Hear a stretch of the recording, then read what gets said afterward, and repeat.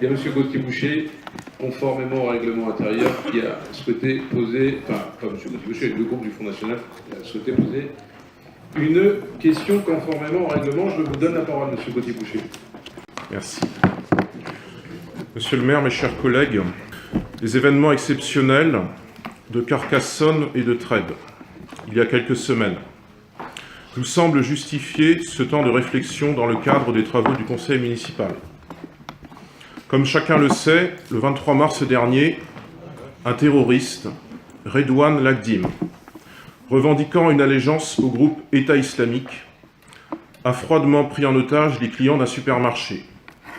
Le bilan final est tragique, 4 morts, parmi lesquels un lieutenant-colonel de gendarmerie, Arnaud Beltrame, venu s'interposer, se sacrifier, volontairement, en échange d'une otage, en offrant sa vie afin d'en sauver une. Ce geste rare de courage étonne, bien sûr, à une époque de si grand individualisme, où le don de soi n'est pas la norme et le sacrifice encore moins. La nation tout entière s'est inclinée avec émotion devant ce geste. Et la mort des otages innocents en témoigne le bel hommage qui a été rendu à l'Assemblée nationale et l'élévation posthume au grade de colonel.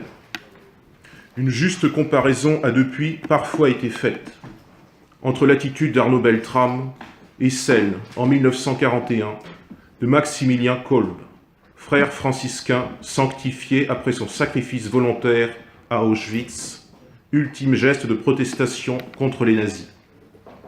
Monsieur le maire, cette tragique actualité qui en rappelle d'autres, avec toutefois cette triste novation, un geste de sacrifice qui fait tant honneur à la France, conduit aujourd'hui notre groupe à demander un signe fort de la part de la ville de Saint-Nazaire, afin que celle-ci se montre à la hauteur de l'enjeu, enjeu de mémoire et de transmission pour l'histoire.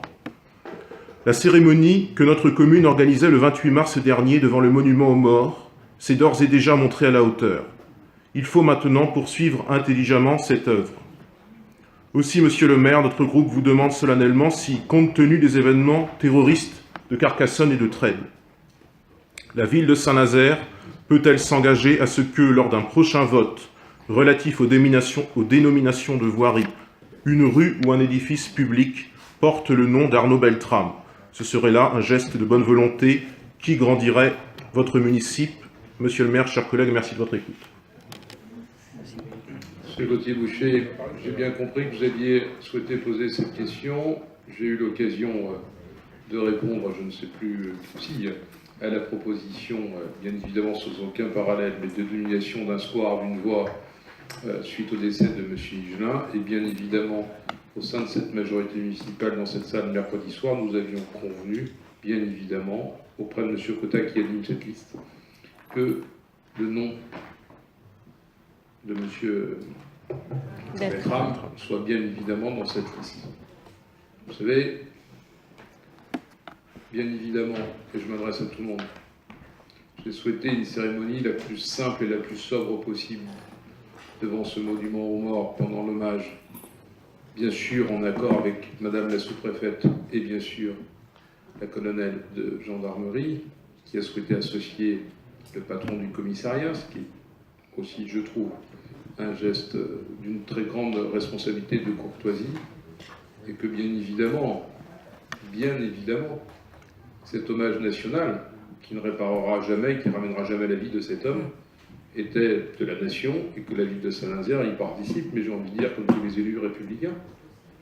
Et donc oui, bien évidemment, et je ne souhaite pas faire plus de commentaires au même titre que dans ces moments-là, je me méfie beaucoup, je ne m'adresse pas spécialement à vous, à toute récupération politique. Voilà pourquoi j'aime bien la sobriété sur ces sujets-là. Merci, messieurs, dames, j'ai répondu clairement à la question. Merci.